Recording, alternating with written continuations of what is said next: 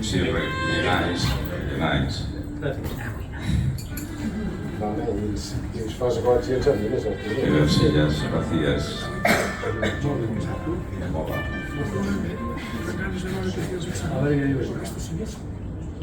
Res de bo.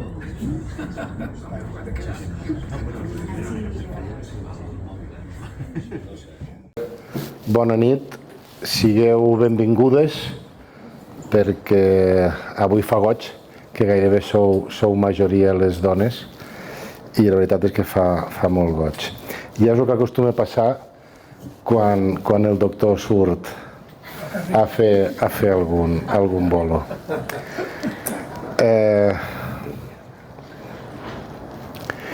Avui per mi és un dia especial perquè tot i haver coincidit amb bastants actes, amb algun congrés, amb alguna xerrada amb el doctor, màxim el que han fet és els últims 10 minuts, un quart d'hora de pregs i preguntes i de taula rodona.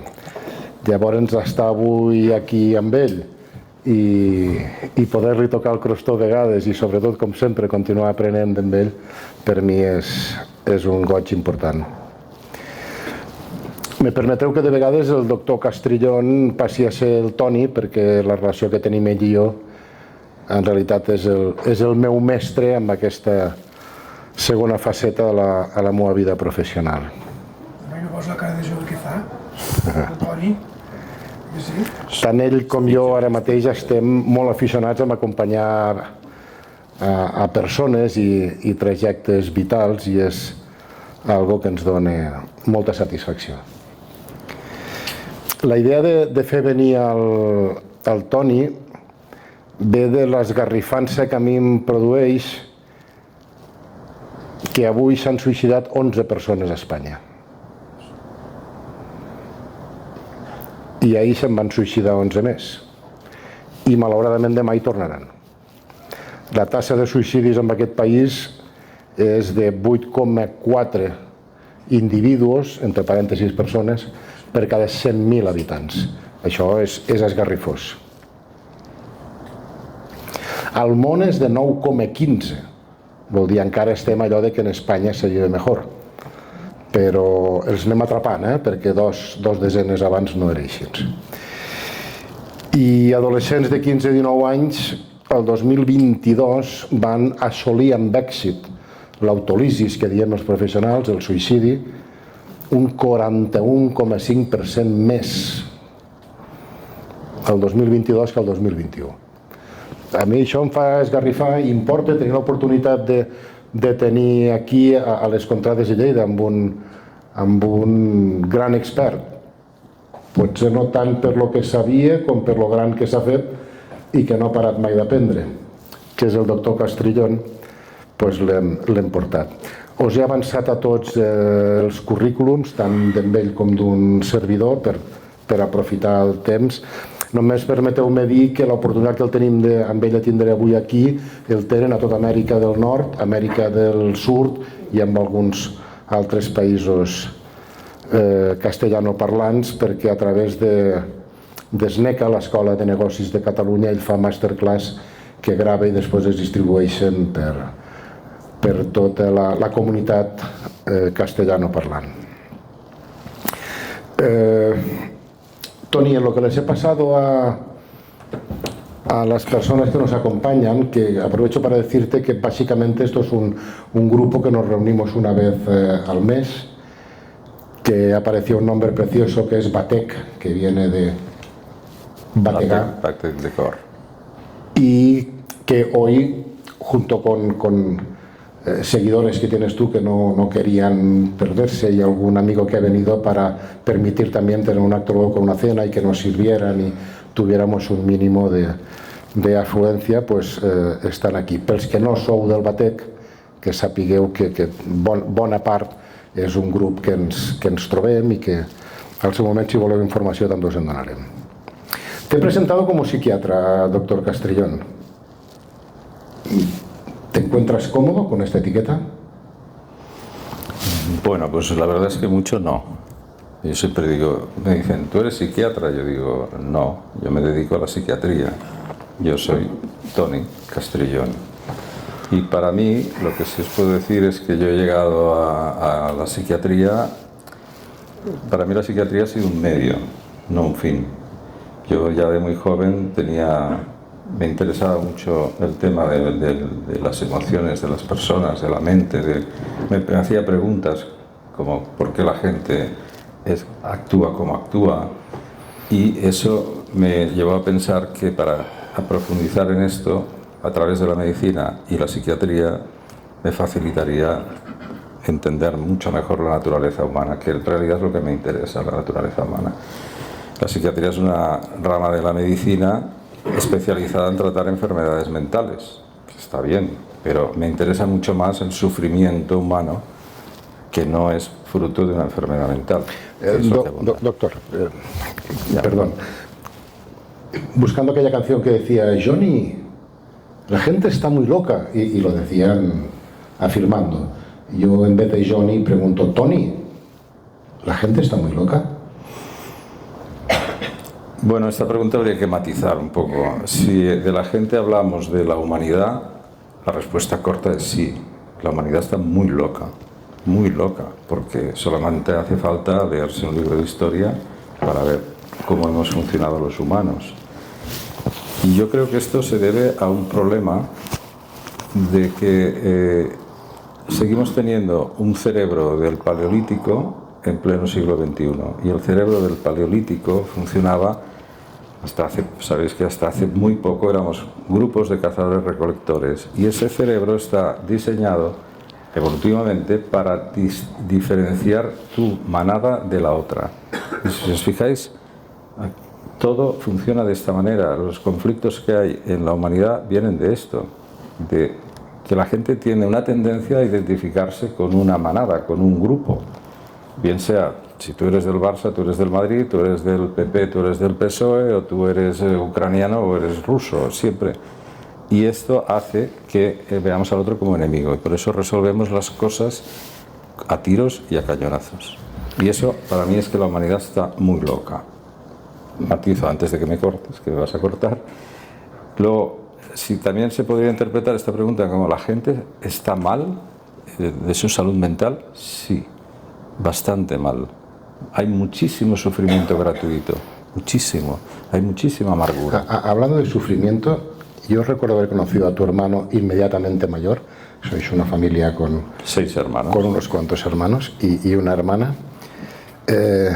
Lo conocí a raíz de los cursos de Dale Carnegie, sí, que se hacían en los Condes de Urgel, que entre otras empresas del grupo Rocafort, tu padre gerencia. Mi padre era un apasionado del Carnegie, nos apuntó a los hijos. Se le atribuye a Dale Carnegie, que luego también se le atribuye a más gente, pero yo me quedo contento con Dale Carnegie, que dice: hoy es el mañana por el que tanto sufriste ayer. ¿Qué te dice a ti esta frase? Bueno, pues parte del origen de por qué sufrimos tanto es porque el humano tiene esa cualidad de capacidad de imaginar el futuro, cosa que los animales no lo tienen. Los animales viven en el mindfulness, viven en el momento. Nosotros siempre estamos anticipando un futuro, preocupándonos, que como dice la palabra, nos ocupamos antes de tiempo. Y hay una deriva a que ese futuro que imaginamos siempre sea más bien negativo. También tiene una explicación evolutiva, porque evolutivamente han medrado más los miedosos, los temerosos del futuro, que los confiados. Y por eso siempre tenemos tendencia a, cuando imaginamos lo que va a pasar, siempre con una deriva negativa. Con lo cual siempre estamos preocupados y angustiados, con un cierto temor. Esa es una de las razones, entre otras, de por qué creo que la gente está mal, está muy mal. ¿Preocuparse sería ocuparse de lo que no está pasando? Es ocuparse antes de hora, lo dice la palabra. Me preocupo, cuando lo que realmente hay que hacer es ocuparse. Una cebra no se preocupa por si va a salir el león de detrás del árbol. Una cebra se ocupa cuando sale el león. Entonces activa todos sus mecanismos de estrés, y eso dura 10 minutos, porque o se ha salvado o se la ha comido el león. Si se ha salvado, al cabo de otros 10 minutos está tranquilamente pastando y no está pensando, y mañana vendrá otro león. No, nosotros sí. Y mañana, y me echarán del trabajo, y podré pagar la hipoteca, y me dejará la novia, y siempre anticipando. Claro, entonces no vivimos el presente. Hablas de vivir el presente y hablas de sufrimiento. Entenderíamos que ocupándonos y habitando en el presente nuestro nivel de sufrimiento sería más llevadero. Sería bastante menor y mucho más adaptativo. Es decir, podemos hablar del sufrimiento. El sufrimiento realmente es útil. El sufrimiento es el gran maestro. El sufrimiento es lo que hace que nos movilicemos para hacer cambios en nuestra vida. Hoy día, la tendencia, la deriva, es que no toleramos el sufrimiento, y el sufrimiento se le ha etiquetado como enfermedad que hay que tratar, que hay que anestesiar con fármacos.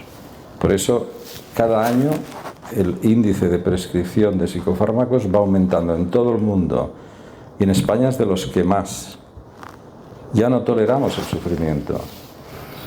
Y esto lo vemos en la consulta diaria. O sea, a mí me llegan pacientes derivados por los médicos de cabecera por motivos como que tiene estrés en el trabajo, o como que le ha dejado la novia, o cosas así. Y eso llega al especialista en psiquiatría. Estamos psiquiatrizando la vida normal. Y ya vienen hasta pautados por el médico de cabecera con la pastillita de turno, el anestésico, el Prozac de turno, la paroxetina, lo que sea, medicamentos que lo que hacen es anestesiar las emociones. No toleramos el sufrimiento. Y si no hay sufrimiento, no hay cambio. Es necesario sufrir. Es útil. Obviamente, cuando el sufrimiento es desbordante, hay que intentar rebajarlo, pero no hay que anularlo. Y estamos en esta cultura. Continuamos hablando de sufrimiento, de vivir ahora. Yo aquí tengo una nota de un tal Victor Hugo, francés, que decía que el problema no es morir, es no saber vivir sabiendo que vas a morir. Al grupo que hablábamos antes de Batec, hará algo más de un año, justo antes de que a mí me detectaran una enfermedad oncológica, que yo les di una charla porque nos falló el ponente, no porque yo fuera importante. Entonces, bueno, pues el que tenía mayor disponibilidad en 5 minutos de decir algo, pues dijeron tú. Y yo abrí la charla diciendo a mis amigos y amigas que me habían diagnosticado una enfermedad irreversible, y entonces se quedaron. Y que era degenerativa. Dijo, bueno, al final será que estás vivo y que lo que estás haciendo es morirte. Y efectivamente les dije que sí, todos se quedaron muy aliviados. Entonces dije, pero el problema es que todos vosotros estáis diagnosticados de lo mismo que yo. Atendiendo la consulta que tú atiendes, ¿sabemos vivir? ¿Entendemos que estamos camino de la muerte y eso nos facilita la vida? Tenemos tendencia a obviarlo, y esto es un problema. Quería hacer un comentario sobre lo que has dicho. Es cierto, la vejez es una enfermedad genética y universal que acaba con la muerte. Todos nacemos con esa enfermedad genética. Es decir, la vejez viene programada genéticamente en nuestros genes. Antes se pensaba que la vejez era un desgaste, como un trasto que se va oxidando y se va envejeciendo. No es así. Tenemos la obsolescencia programada. Estamos programados para morir. Entonces, es inevitable. Pero también es cierto que ese proceso, esa enfermedad puede ir muy rápido o mucho más lenta en función de la vida que lleves. El factor que más acelera esa enfermedad, que se llama envejecimiento, es el estrés crónico. Y ahora contesto tu pregunta. ¿Sabemos vivir sabiendo eso? No, porque si de verdad tomamos conciencia de que esto se acaba, viviríamos de otra manera, seguro. Pero no lo vemos hasta que le vemos las orejas al lobo, como te pasó a ti y mucha gente. Entonces, nos pilla desprevenidos. Yo hace 4 días era un joven que empezaba a estudiar en la universidad. 4. No, en mi mente es antes de ayer. Tirando 5. Y ya tengo 63 años. Bien llevados. Bueno, intento minimizar mi estrés y cuidarme para ralentizar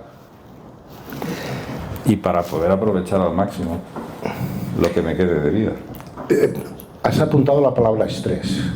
En el grupo, en el target de personas que nos acompañan, es un compañero, permítaseme la redundancia, habitual.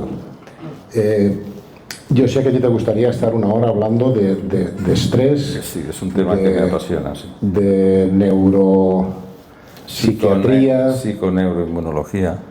Fantástico.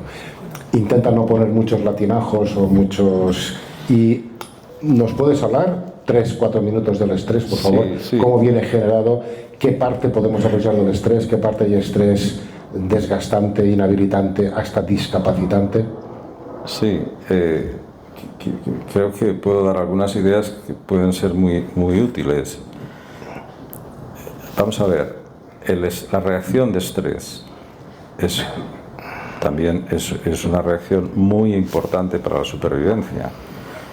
Es lo que decía antes de la cebra. La cebra vive sin estrés hasta que aparece la amenaza.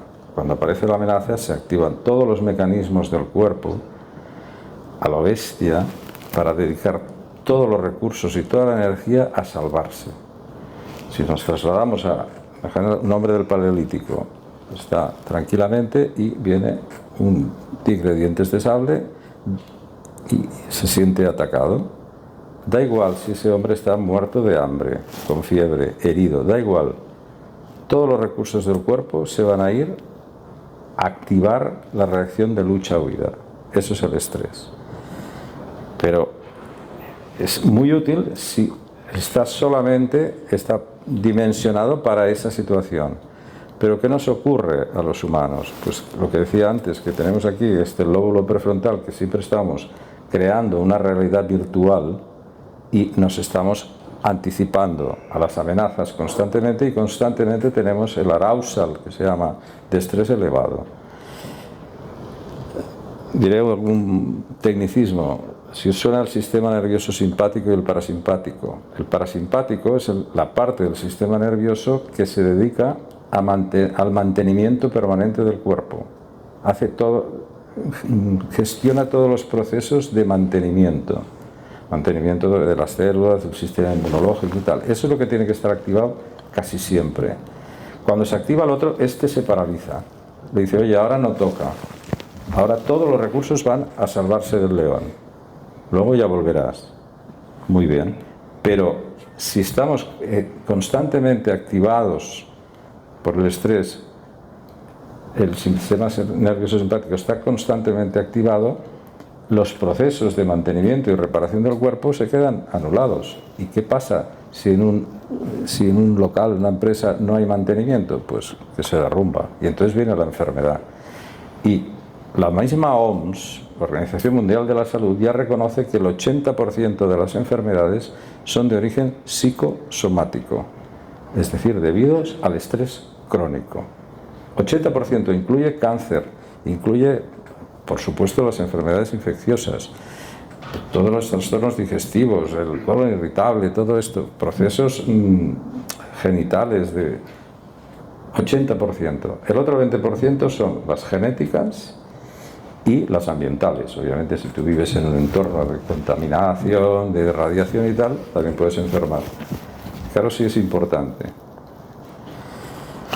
Doctor, en el estrés podríamos hablar lo que vulgarmente decimos con el colesterol, que sé que técnicamente y médicamente no es así, pero nosotros hablamos del colesterol bueno y del colesterol malo. ¿Podríamos hablar de que hay un nivel de estrés, de que podríamos tener un estrés bueno, un Sí. estrés habilitante? Sí, pero lo que decía, el estrés, la reacción de estrés, hasta cierto punto puede ser útil cuando está dimensionada y proporcionada a la circunstancia. Por ejemplo, yo ahora mismo estoy hablando delante vuestro, tengo que tener un punto de estrés. este punto de estrés, está activado mi sistema, el cortisol, la adrenalina, me está ayudando a centrarme solamente en el objetivo que tengo, que es explicaros esto. ¿Qué hace el cortisol y la adrenalina? Son las hormonas del estrés. La adrenalina es una especie de droga psicoestimulante muy potente, casi tan potente como podría ser la cocaína, y cuando una persona está con el estrés elevado la está liberando, y el cortisol tiene muchas funciones que, bueno, sería muy largo de explicar, pero te ayudan a ese momento de exigencia máxima de energía de tu cuerpo. Por ejemplo, sube el nivel de azúcar en sangre, el colesterol. ¿Por qué? Porque se piensa que van a necesitar azúcar los músculos. De hecho, un estrés crónico puede tener que ver hasta con enfermedades como la diabetes, por ejemplo. No sé si he contestado a tu pregunta. Claro, son temas infinitos. Podríamos hablar aquí horas y horas y horas. En líneas generales, el estrés mal llevado, el estrés prolongado más allá de la situación... Estrés crónico se suele llamar. Sí. O distrés también se llama. O sea, hay el eustrés, que es el estrés bueno, que sería el que yo podría tener ahora, o tú, o cualquier persona que está haciendo algo que requiere, o los abogados en un juicio tienen que tener su nivel de estrés, porque eso les permite ser. Es el eustrés. Eu quiere decir bueno o equilibrio, y distrés, dis quiere decir alterado. Entonces, el mantenimiento de ese nivel de estrés, porque parecería que no es tan fácil como que las amígdalas nos empiecen a segregar esas hormonas. Eso parece que es bastante automático. Lo que no es tan automático es que regresen todas esas tropas a sus cuarteles y recupere el cuerpo sus niveles de cortisol. Es más lento, sí, según el nivel de estrés puedes tardar mucho más o menos tiempo en recuperar tus niveles basales de metabolismo y volver, lo que decíamos, que la cebra vuelva a pastar tranquilamente. Con lo cual, si el estrés nos acompaña a menudo, nuestro nivel de bienestar no parecería que estuviera... Una prueba de lo que digo es, ¿habéis pensado, por ejemplo, una persona está todo el día en la oficina, en su empresa, trabajando, y sin haberse movido de la silla, llegar al final del día agotado, físicamente agotado? Seguro que todos habéis experimentado esto. ¿Y cómo es posible? Si parece que haya corrido una maratón, es porque has estado con un nivel de estrés elevado y tu cuerpo es como si vas con el coche a 5.000 vueltas todo el rato. Pues tu cuerpo está a 5.000 vueltas, tu cuerpo se está preparando todo el día para salir corriendo y huir del tigre o pelearse con el tigre. Es la ansiedad y la ira, podríamos hablar de este tema también, ¿no?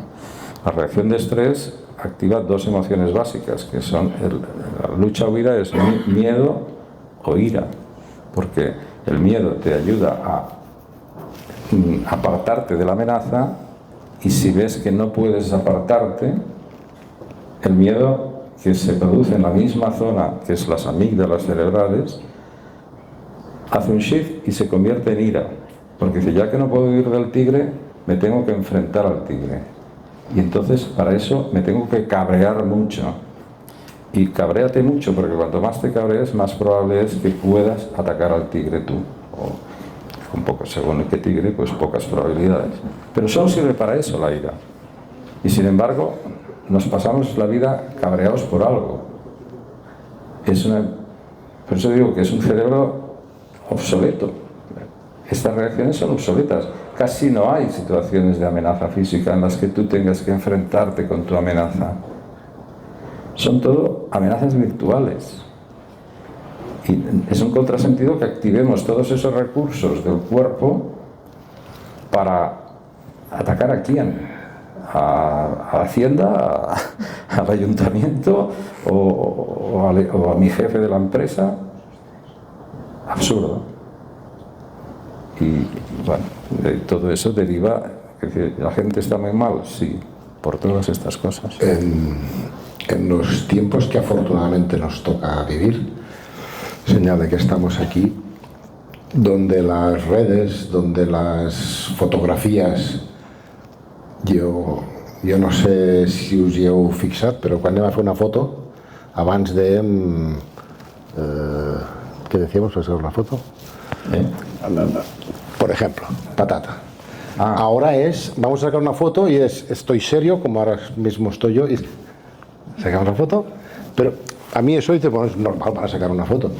Lo que me sorprende todavía hoy es que justo después del clic recupera en general, si habíamos estado así, y volvemos a recuperar nuestra posición basal que decía el doctor antes, nuestra posición justo anterior.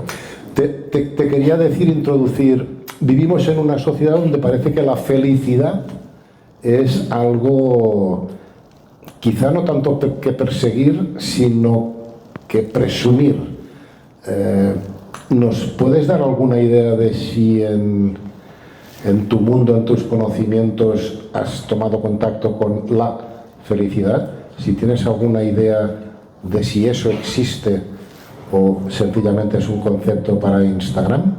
Bueno, aludiendo a lo que tu comentario de la foto, empecé hablando de la antifelicidad. ¿Qué sería lo contrario de la felicidad? La amargura. Y el mundo está lleno de amargados. ¿Y qué es un amargado? Una persona, fijaros, la palabra amargado es muy curioso, viene del latín amauro, que quiere decir amarillo.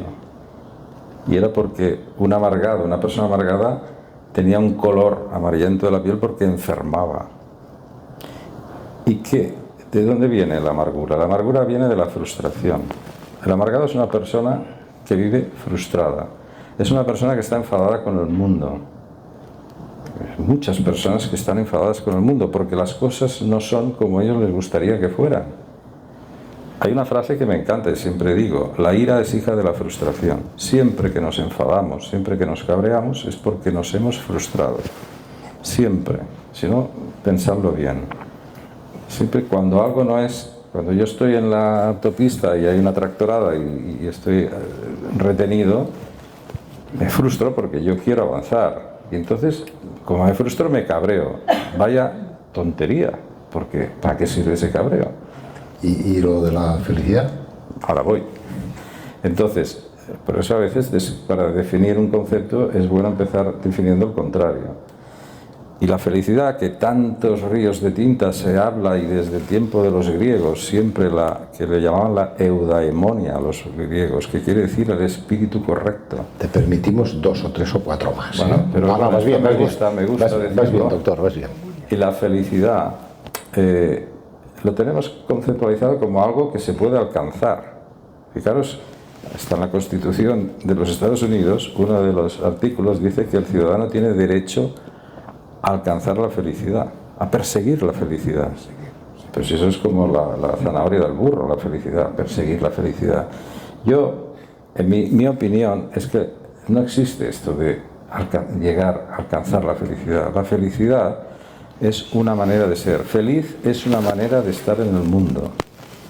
Hay gente que es feliz y hay gente que está amargada. Feliz es una manera de ser. Es como una actitud. Y fijaros, ¿qué es una persona feliz? Aquella que crea felicidad a su alrededor. Cuanto más felicidad creas a tu alrededor, resulta que más feliz eres tú. Es la mejor inversión del mundo. Y al final, si lo analizáis y vamos destilando este concepto, llegamos al concepto del amor. Porque tú creas felicidad desde el amor. Cuando tú amas al entorno, a las personas y tal, el amor es un estado de sincronía emocional. Si yo te amo a ti, yo estoy sincronizado emocionalmente contigo, de forma que si tú sufres, yo sufro. Y si tú estás feliz, yo me siento feliz. Ergo, por egoísmo, intentaré que tú estés feliz, para que así me sentiré yo. Eso es lo que nos pasa con los hijos siempre, ¿no? Entonces, feliz es una manera de ser. Hablando de amor, si se trata de una moneda, ¿el amor sería la cara y el temor la cruz? En mi opinión, no. Ya sé que hay gente que dice que lo contrario del amor es el temor. Yo creo que no. Lo contrario del amor es la ignorancia, o sea, ignorar al otro. Es cuando no me importa nada al otro. El amor es que te importe, que, vuelvo a decir, que estás sincronizado con él, sincronizado emocionalmente. Y de hecho el amor es una emoción que la evolución inventó para los animales gregarios, los que viven en grupo, en manada, porque es lo que le da cohesión a la manada.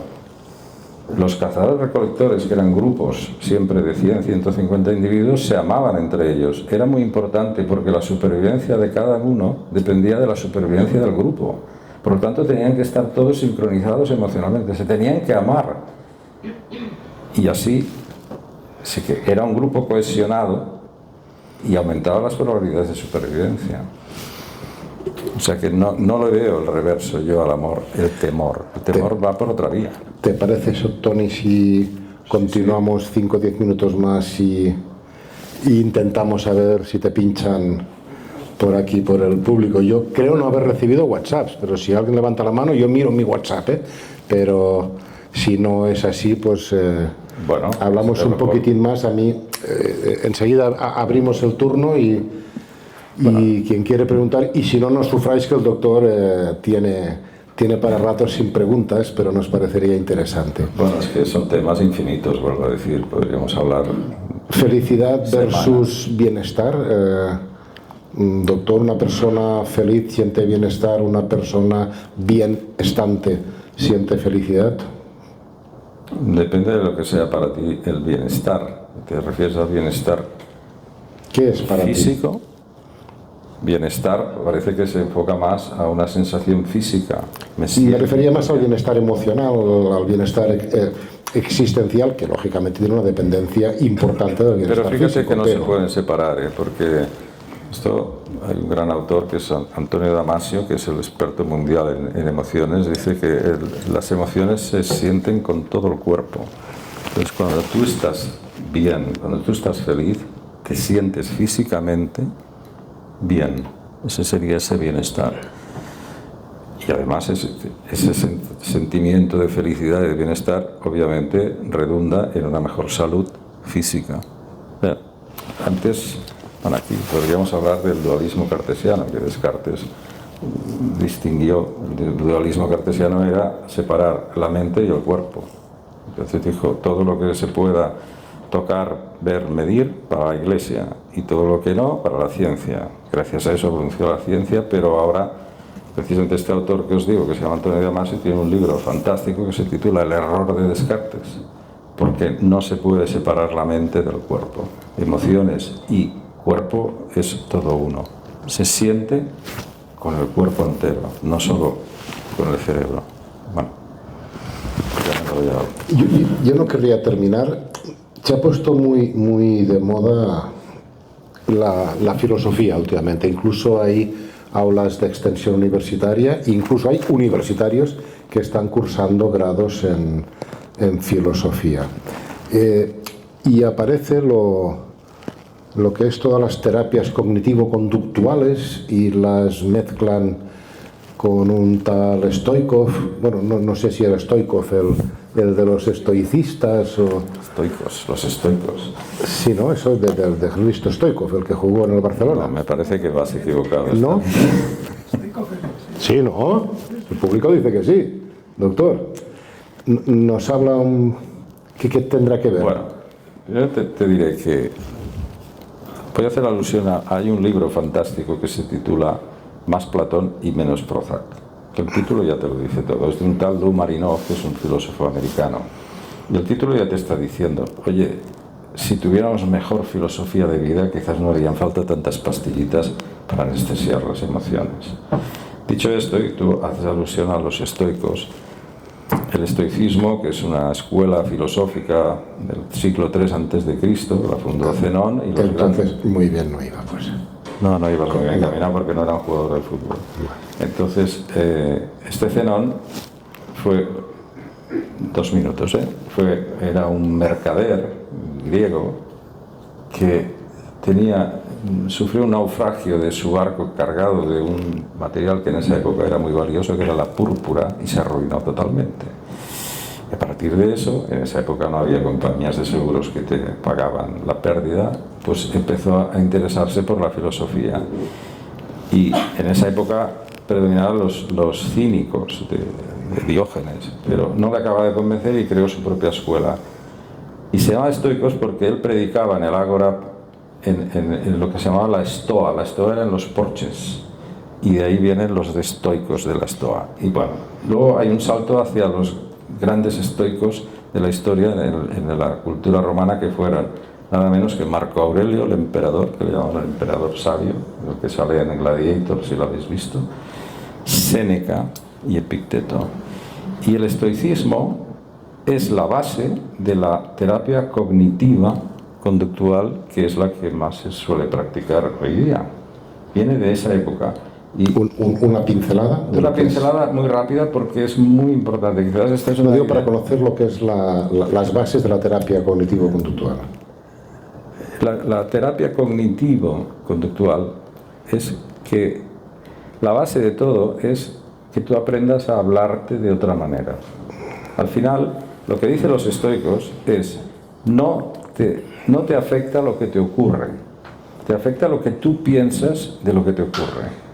Entonces, tú no puedes modificar tus emociones. Cuando hablamos de gestión emocional, tú no puedes gestionar tus emociones. Es imposible. Tú no puedes decidir cómo te quieres sentir. Tú solo puedes decidir lo que tú quieres pensar de lo que te ha ocurrido. O sea, el proceso es: entra la información de lo que te está ocurriendo, entra en el cerebro y se produce un proceso que se llama percepción. Es como procesa tu cerebro esa información que ha entrado. Y cómo la procesa depende de tu personalidad, tus convicciones, tus creencias, tu genética, tu estado de ánimo de ese momento, tu momento histórico en el que estás viviendo. Lo procesas de una manera. De hecho, cada persona lo procesa diferente, un mismo hecho. Del resultado de ese proceso aparece un pensamiento, y según qué pensamiento aparece una emoción. Entonces tú solo puedes incidir en todo este proceso en cómo quieres pensar de lo que te está ocurriendo, y eso es la base del estoicismo y de la terapia cognitiva. Te enseñan a pensar, a que tú te hables lo que se llama lenguaje interior. Háblate de otra manera y te sentirás diferente. Entonces yo conozco a un estoico también. ¿Sí? Sí, al Capitán Sparrow. Coño, de la Perla Negra. Explíquese. Sí, este hombre decía: the problem is not the problem.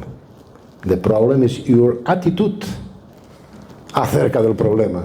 Bueno, coño, este sí es estoico. Bueno, ya sabes cuál era el título de mi primera charla pública que tú me preparaste. El título era La felicidad, una actitud de la mente. Pero al final todo es la actitud. La actitud se refiere a cómo tú... A ver, si es que esto es muy viejo ya, es la media botella llena o media botella vacía, es decir, tú tienes la botella hasta la mitad. ¿Qué diferente es tu emoción cuando dices: joder, ya está medio vacía? Automáticamente te sientes mal, tienes un sentimiento de pérdida, de angustia, de amenaza, de escasez futura. Y si dices: hostia, qué bien, la botella está medio llena. Hay gente que cuando está de vacaciones, el día 15 ya se empieza a angustiarse porque ya solo le quedan 15 días de vacaciones. Y hay gente que el último día dice: coño, qué bien, aún me queda un día de vacaciones. Y la emoción es totalmente diferente. Fijaros lo importante que es esto, es que es la base de todo. Es aprende a hablarte de otra manera. Y eso es lo que hacemos en terapia cognitiva. Y se llama conductual porque la consecuencia... Es decir, el pensamiento genera una emoción y la emoción genera una conducta. Porque todo lo hacemos por motivos emocionales. Todo. Esto es muy interesante, ¿eh? Porque decidimos por emociones y luego buscamos las razones que justifiquen nuestra decisión. Esto lo hacemos todos. Entonces, algo de razón tendría en el oráculo de Delfos, el frontispicio que iban a preguntar a las vírgenes, que teóricamente parece que unos gases subían del centro de la Tierra las hacían que vieran el futuro y lo que había. Y antes de entrar había un lema que decía algo así como: conócete a ti mismo. Al final, si tú eres consciente de cómo desarrollas tus mecanismos, de cómo te tomas las cosas, nos podría ir mejor, sí. Podríamos tener mayor índice de felicidad. El conócete a ti mismo, que es uno de los puntos básicos de la inteligencia emocional, el autoconocimiento. Y dedicamos muy poco a conocernos a nosotros mismos. Es muy importante saber cómo somos. Pocas veces nos paramos a pensar: ¿cómo soy yo? ¿Cuál es mi personalidad? ¿Cómo es mi personalidad? La personalidad es difícil de definir, pero a mí la definición que más me lo explica es que es el patrón que te permite predecir cómo pensará, sentirá y actuará una persona en una circunstancia determinada. Entonces es importante saber, cuando pasa una situación así, ¿qué pienso yo? ¿Cómo me siento y cómo actúo? Cuando tú te conoces bien a ti mismo, es mucho más fácil gestionar tu vida. Yo me conozco a mí mismo, sé cómo... Pedimos ayuda, el comodín del público, sí, y claro que sí, por WhatsApp. Y que te hagan alguna pregunta. Yo, si os parece, porque estamos aquí en familia y en intimidad, de viva voz, y si alguien tiene una pregunta que no quiere formularla en persona y me lo pasa por WhatsApp, yo lo abro y lo leo. Y si no, continúen, que aquí no ens pareu. Pero... Una mano por allí. Sí. ¿Podría existir depresiones por no tener objetivos? ¿Depresión por no tener? ¿Por qué viene la depresión? Uf, has abierto ahí un melón impresionante, ¿eh? La depresión... Definimos depresión, doctor. Depresión clínica, depresión médica. Se habla de la depresión y en realidad hay que hablar del síndrome depresivo. Un síndrome quiere decir un conjunto de enfermedades con una sintomatología parecida. Entonces se puede tener un humor depresivo por muchas causas. La depresión, que llamamos depresión mayor, que es la grave, que tiene un componente básicamente genético, es una. Pero lo más habitual, lo que vemos casi cada día en la clínica, es una cosa que se le llama depresión menor o reactiva, o también llamada distimia, y es el final de ese proceso ansioso-depresivo. Es decir, lo que hablábamos del estrés crónico, con niveles de cortisol y tal, acaban agotando al sistema nervioso, al cerebro, y entonces entras en depresión. Y casi es un mecanismo reparador. ¿Por qué? Porque cuando estás en depresión empiezas a dejar de hacer cosas, es como que el cerebro dice: oye, para ya y dame tiempo a reponerme, a restablecerme, a recuperarme. Y entonces te genera ese sentimiento de abatimiento, de desmotivación y tal, para que dejes ya, empieces a dejar cosas. Entonces, no sé si te he contestado. Tu pregunta era muy concreta, si puede haber un estado depresivo por falta de objetivos. Yo diría que no, que eso es al revés, eso es consecuencia de la depresión. Cuando tienes el síntoma básico de la depresión, es una palabreja que se llama anedonia, que quiere decir tu incapacidad para motivarte. La gente dice depresión, tristeza. No, la tristeza no tiene nada que ver con la depresión. Pero puede estar felizmente triste. Sí, la tristeza es una emoción natural que tiene sus funciones. Normalmente la función de la tristeza es enviar un mensaje a la manada de que necesito apoyo. Pero la depresión ataca a la capacidad de motivarte. Se llama anedonia, no hedonismo, no placer. Nada te motiva. Y entonces dejas de hacer cosas. Entonces dejas de tener objetivos. En el mismo orden, y por si te ayuda a ampliar la respuesta, Toni. Leo literal perquè sí havia algun WhatsApp. Estan creixent molt les depressions, les persones cremades, burnout, tant a les empreses com al món d'atenció, com en el món d'atenció a les persones o entre els estudiants. Diuen que això està molt relacionat amb l'estrès. Sí. Podríem, o com podríem, baixar l'estrès col·lectiu, l'estrès que ens envolta? Es así, es la relación, es lo que os explicaba, ese estrés crónico produce esa distimia y acabas con un síndrome depresivo. O sea que por eso hay tanta depresión ahora, porque vivimos en un estrés permanente. Entonces, ¿cómo podríamos reducir el estrés? Pues con filosofía, con terapia cognitiva, aprendiendo a ver la botella medio llena y no la medio vacía, aprendiendo a pensar de otra manera, intentando evitar la frustración que te lleva a la amargura, que es la antifelicidad, ¿no? Y por lo tanto sería como un estado depresivo. El amargado está deprimido.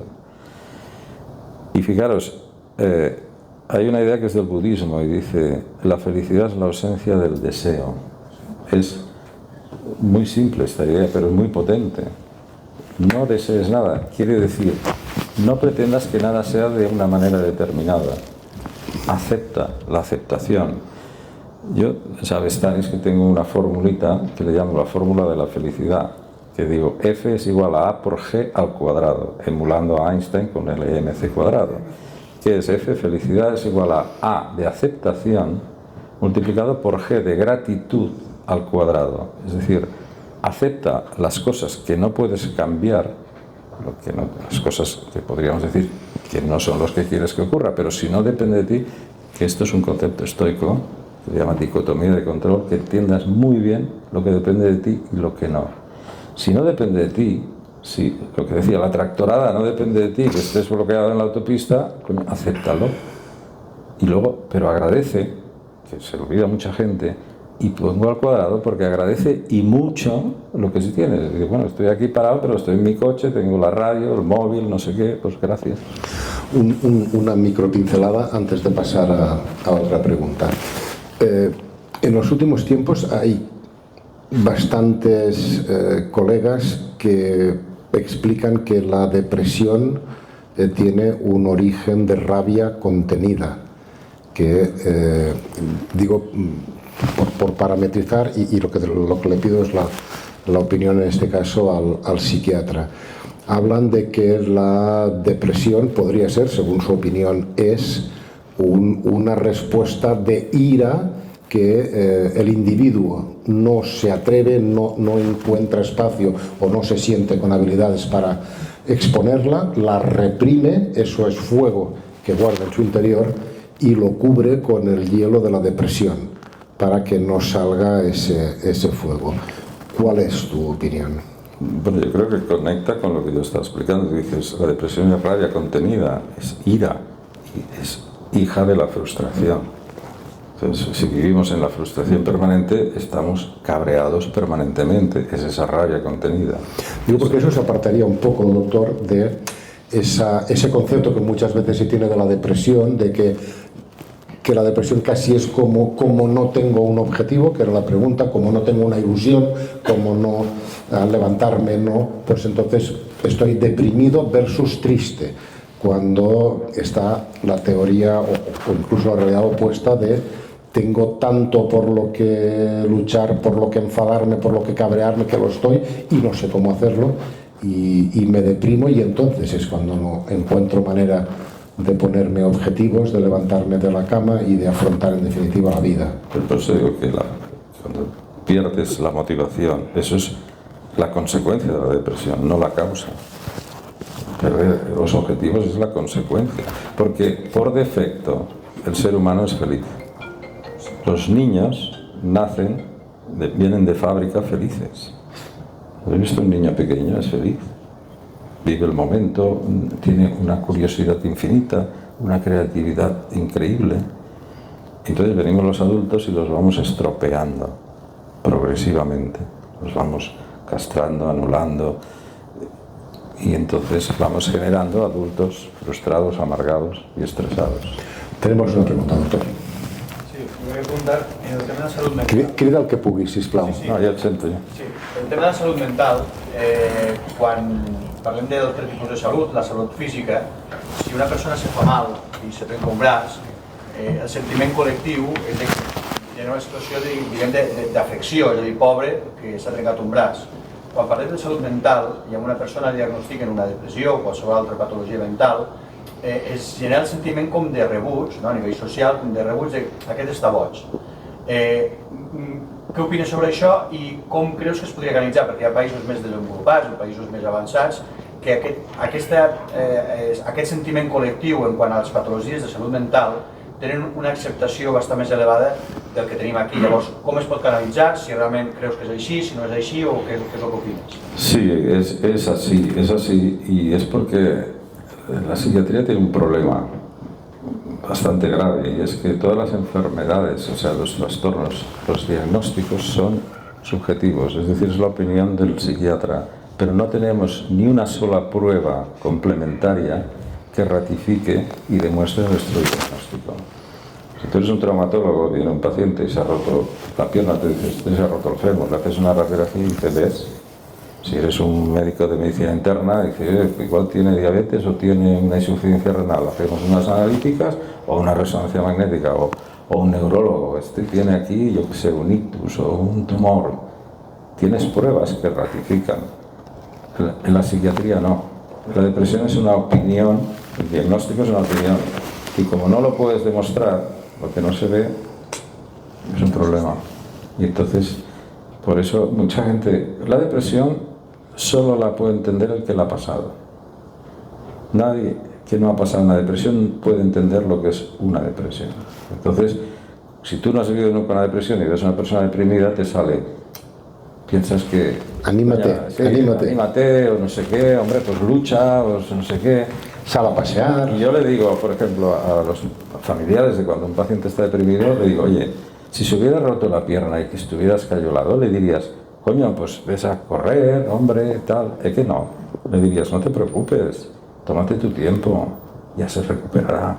Pues ahora el depresivo lo que quiere es que le entiendan, que comprendan. Pero tú dices, es verdad que tienes estigma. Bueno, es que la psiquiatría en general tiene ese estigma, porque hasta hace poco nos llamaban loqueros. Incluso te voy a decir una cosa, un dato muy curioso.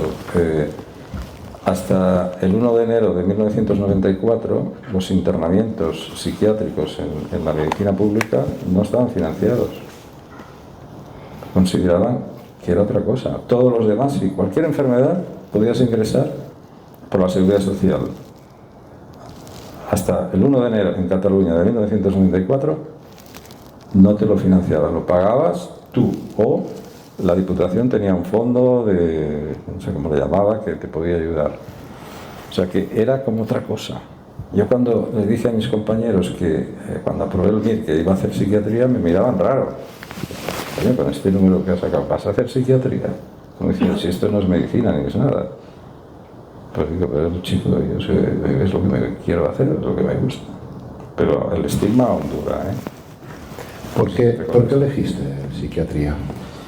Pues esto creo que al principio lo comentaba, porque a mí me interesaba mucho, me hacía muchas preguntas sobre la naturaleza humana, de por qué la gente actúa, y entonces pensé que a través de la psiquiatría, de la medicina y la psiquiatría, sería un medio para conocer mucho mejor la mente humana, la naturaleza.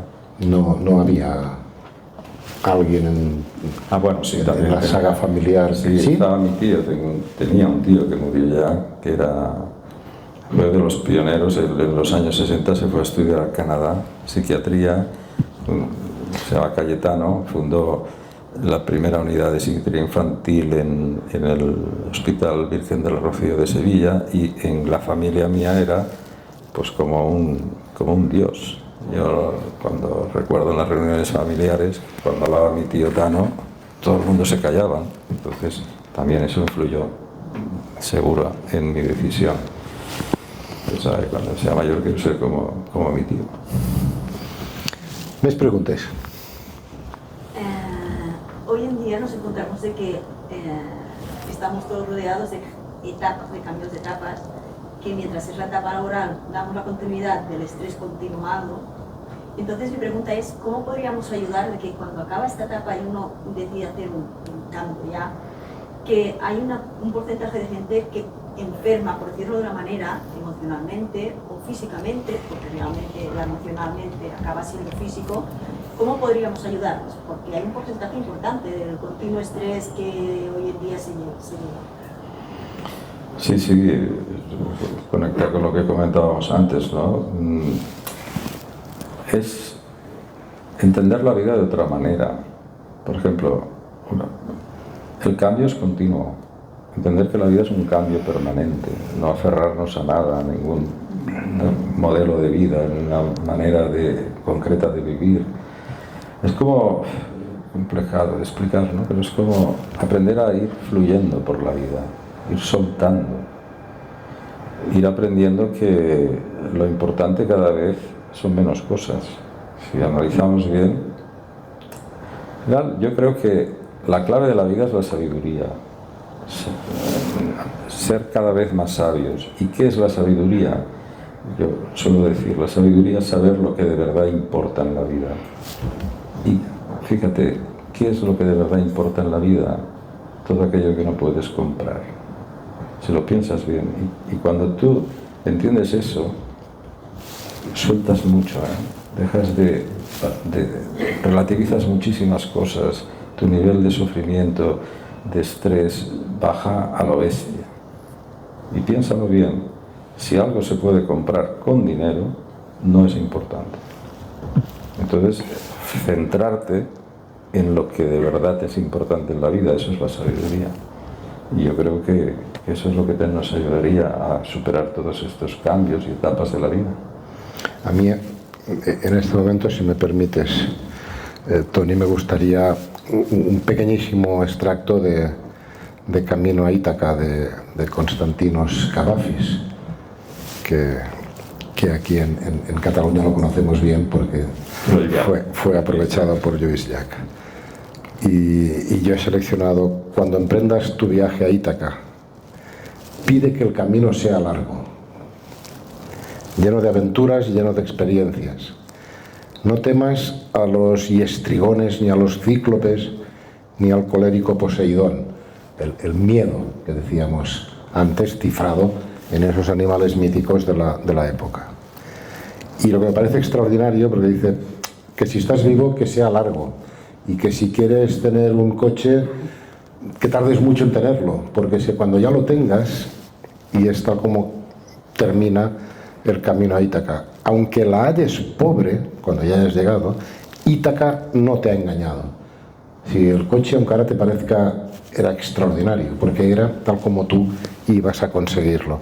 Así, sabio como te has vuelto, con tanta experiencia, entenderás ya qué significan las Ítacas. En realidad, Ítaca es un conjunto de islas, no es solo una. Y para mí esto es un poco lo que tú decías, que... Una alegoría de lo que es la vida, ¿no? Sí. Porque... Ya nos podrías decir algo de Antonio Machado, que también ahí tocaría, caminante, ¿no? va de camino, se hace camino a andar. Pero la vida es eso, dice la canción de plena aventuras, plena de coneixences, es decir, atrévete a... Que sigui ben llarg el viatge. Atrévete a fracasar, porque el fracaso es el aprendizaje. Entonces tenemos una tendencia, como temerosos que somos, a encerrarnos en nuestra mal llamada zona de confort, que en realidad de confort no es nada, es la zona donde te sientes seguro, es como el pájaro que se ha criado en una jaula y si le abres la puerta no se va. Ahora la llaman ya de conocimiento, porque es la zona que conoces y por eso tú falsamente te sientes seguro, porque es lo que conoces. Sí. Si subes arriba de la tapia y ves el magnífico vergel que hay detrás de tus conocimientos, pues... Claro, pero si no te atreves a salir de ahí no evolucionas, no aprendes, no te haces más sabio. Entonces hay que atreverse a vivir sin miedo. Y porque cuando hablamos de la terapia cognitiva, por ejemplo, solo que tú cambies la palabra problema por la palabra reto, ya te cambia mucho la emoción. Voy a decir, hostia, tengo un problema, coño, tengo un reto muy grande. Cuando te dices reto, te encorajas, ¿no? Te animas a enfrentarlo. Tengo un problema, es una amenaza, te encoge. Y en lugar de decir he fracasado, coño, no ha salido como yo quería, no ha salido como yo esperaba, voy a probar de otra manera. Aquí parece que el que fracasa es culpable, ¿no? Lo señalamos. En Estados Unidos valoran mucho la gente que fracasa, porque demuestra que tiene ese coraje para seguir adelante y para aprender de cada uno de sus fracasos, ¿no? Eso es atreverse, eso es el viaje a Ítaca, ¿no? Octavi. ¿Qué auguras de las nuevas generaciones? En la salud mental, Yo no soy, sin otros conocimientos en absoluto ninguno, no soy muy... Pues seguramente lo que te voy a contestar no es lo que esperas. Yo creo que lo tienen mejor. ¿Por qué? Porque, como veis, y aquí es una muestra, cada vez se le está dando más importancia a esto. Fijaros, una de las líneas editoriales que más está creciendo en el mundo son todos los libros de la mal llamada autoayuda, ¿no? Todo esto. Cada vez hay más interés, más...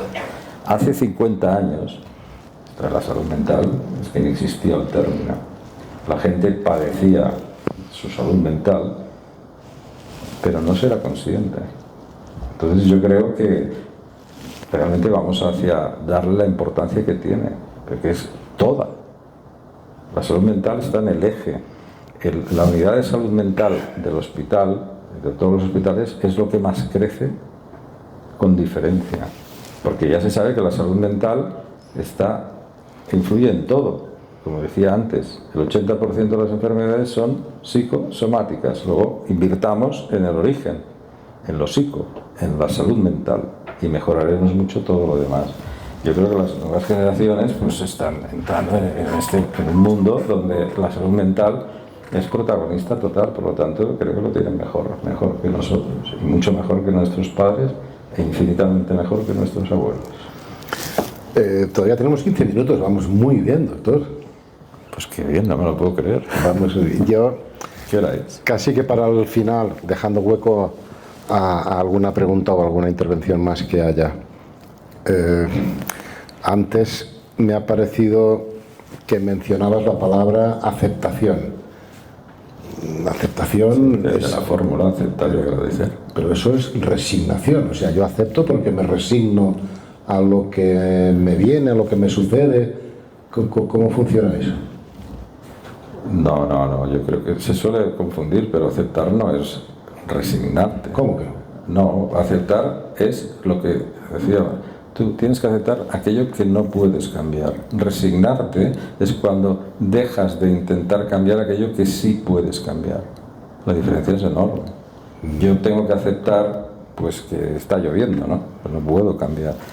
Pero me resigno a seguir intentando conseguir este título o a que funcione este negocio. Me resigno, tiro la toalla. Sí. Eso es resignarse. Según eso, es entender, visualizar lo que realmente me está pasando, por dónde yo estoy pasando y aceptarlo como acepta el judoka la fuerza de su oponente y aprovecharlo, aceptar mi entorno y interactuar después de conocer mi entorno. Yo creo que aceptar lo que no puedo cambiar es ahorrar energía. O sea, ¿para qué me voy a enfrentar a algo que no depende para nada de mí?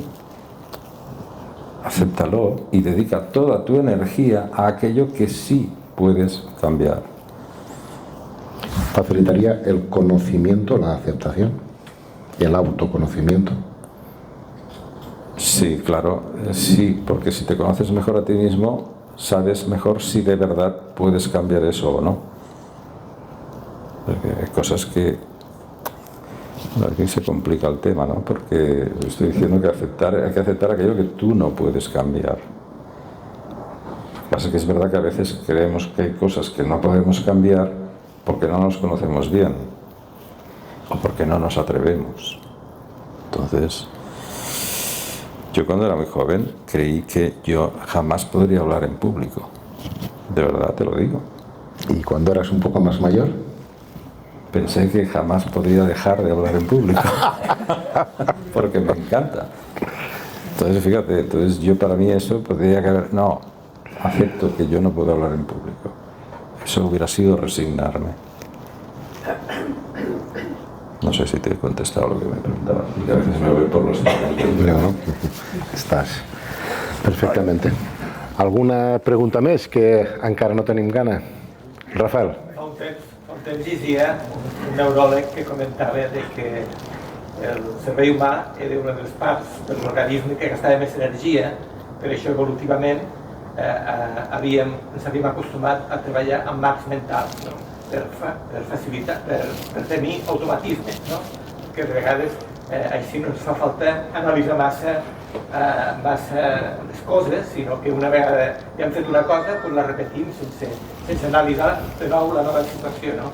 I aquesta és l'explicació perquè a vegades no actuem racionalment. Si una cosa és el que diu el cervell i l'altra la que ha quedat. I això ens passa a l'hora de comprar i ens passa a l'hora de votar. Tocar el veure al tràmit, que ja és més per la discutiva. Llavors, dius, sembla que cada vegada tenim més mitjans per ser més racionals, no? Tenim més informació, però sembla que cada vegada obviem més la informació que tenim al voltant i ens movem més per l'estómac, no? Pel cor, no sé. I això quina explicació té? Esta me permitirás, doctor, que la conteste yo y luego tú me la rebates y así, como buenos compañeros de pádel, nos partimos un poco. En realidad lo que yo he leído es que la energía que consume el cerebro es mayor que la de todo el resto de órganos de nuestro cuerpo. O sea, no es que sea uno de los órganos que más energía consume. Cuando hablamos de que la inteligencia artificial pueda emular a un cerebro, explica un científico americano de origen japonés, de que el problema sería la central eléctrica que necesitaría este ordenador para poder actuar con todos los parámetros que actúa nuestro cerebro. Y entonces, como muy bien dices, se crean automatismos. Y de los automatismos nacen estreses postraumáticos también. ¿Por qué? Porque es un automatismo. Puse la mano en un agujero y nuestro cerebro reptiliano dice me picó. O le picó al compañero de al lado, le mordió al primate de al lado y murió. Conclusión, no pongo la mano dentro del agujero. Muchas veces dentro de ese agujero está el alimento que necesitamos y que vamos a acabar pereciendo por no atrevernos a poner porque el cerebro ha hecho. Pero muchas otras veces sí había un depredador, una serpiente, y entonces el cerebro básicamente está en la tarea de que sobrevivamos, no que vivamos bien, que no muramos. El cerebro tiene una misión clara que es que la especie continúe, que nosotros estemos allí para tener crías y que las crías tengan otras crías y así sobrevive nuestra especie. Le importa poco que seamos más o menos felices, que tengamos mayor o menor bienestar, más allá del bienestar físico para poder continuar procreando. Entonces, sí, los que nos dedicamos a terapias o nos dedicamos al coaching, básicamente trabajamos con eso, con las cosas que han quedado grabadas en el cerebro y que tienen el automatismo. Oigo a alguien hablar un poco fuerte, ya no digo chillar, y me viene mi padre cuando chillaba a mi madre, cuando nos chillaba a nosotros. Y automáticamente los niveles de estrés, las amígdalas, empiezan a segregar. El doctor hablaba de 2 hormonas, pero pueden llegar a segregar las que encuentren y más. Puede ordenar que segreguen a través del hipotálamo y de otros órganos.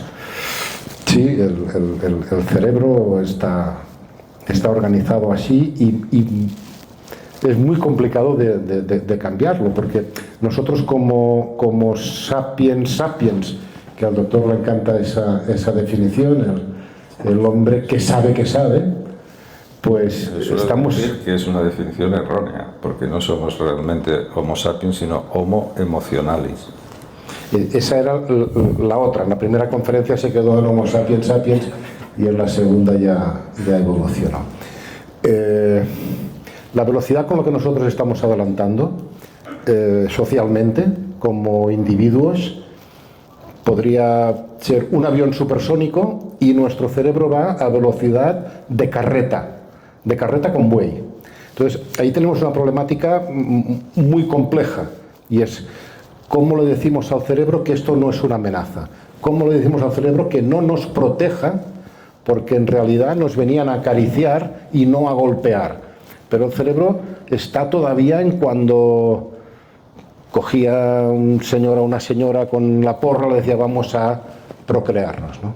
Entonces, sí es, yo creo que es la problemática básica, de cómo el niño ha ido aprendiendo, ha ido grabando, y decirle al cerebro te equivocaste, lo grabaste erróneamente, pues es una tarea que en la sala hay más de un terapeuta, es una tarea por la que los terapeutas se ganan la vida y afortunadamente que estén allí para nosotros. ¿Qué tal lo he hecho, doctor? Pues he dicho lo que pensaba. Yo quiero un dato que es interesante, lo que comentabas de la energía que consume el cerebro. El cerebro es el 2% del peso del cuerpo y consume el 20% de la energía que consumimos cada día. Es el órgano que con diferencia consume más energía de todo el cuerpo. El segundo creo que es el corazón. Entonces lo de los automatismos, parte del tema de lo que dice él, de las reacciones de estrés postraumático, tiene que ver mucho con que para ahorrar energía, cuando aprendemos una tarea nueva, que lo hacemos con la corteza evolutiva más avanzada, eso es lo que más energía gasta. Entonces, cuando ya la sé hacer, la paso a un programa de autopilot, de piloto automático, que consume muchísima menos energía. El ejemplo más que creo que más lo demuestra es cuando aprendemos a conducir. Al principio estás allí gastando una cantidad de energía, a ver, que tengo que apretar el embrague, que ahora la primera, que ahora no sé qué, que ahora el retrovisor, y cuando ya sabes, es que tú puedes estar conduciendo, hablando con el de al lado y no te enteras de lo que estás haciendo, lo hace esa parte de autopilot. Y muchísimas tareas las hacemos, y eso se llaman hábitos, son los automatismos, y son para ahorrar energía del cerebro. Pero luego tú comentabas, lo has conectado con lo que yo creo que es otra deriva, es que decidimos por emociones. Cuando alguien vota a un candidato político, no lo vota por razones, lo vota por emociones. ¿Quién se lee el programa electoral? Yo creo que nadie. Lo votas porque este es de mi manada. Y los que votan al Trump, pues porque el Trump creo que tiene esa capacidad de movilizar emociones. Y todo es por emociones. Y cuando compras por emociones. Y los anuncios publicitarios están basados en movilizar tus emociones. Y ahora me viene un cartel publicitario decía, ser feliz cuesta muy poco. MediaMarkt. No sé si lo habéis visto. O sea, te está movilizando tus emociones. Oye, si compras mis productos vas a ser feliz. O la chispa de la vida, la Coca-Cola, ¿no? Todo es movilizar emociones. Decía, decidimos por emociones y luego buscamos la justificación a nuestras decisiones. Pero siempre es la emoción. Doctor, de maravilla, vamos viendo las caras de... Aún no se han dormido. Yo no he visto bostezos de momento, digo por el hambre, no por otra cosa, pero si te parece, pasamos a la segunda parte de lo que es la velada. La interacción continúa abierta, pasamos a comer alguna cosita y, oye, a vuestra disposición el doctor. Si se portara o portase mal, me avisáis y yo vengo a corregirlo y para lo que queráis. Entre todos lo hablamos y que nos aproveche a todos. Doctor. Muy bien, muchas gracias de verdad por vuestra atención. Muchísimas gracias a ti por acompañarnos. Gracias.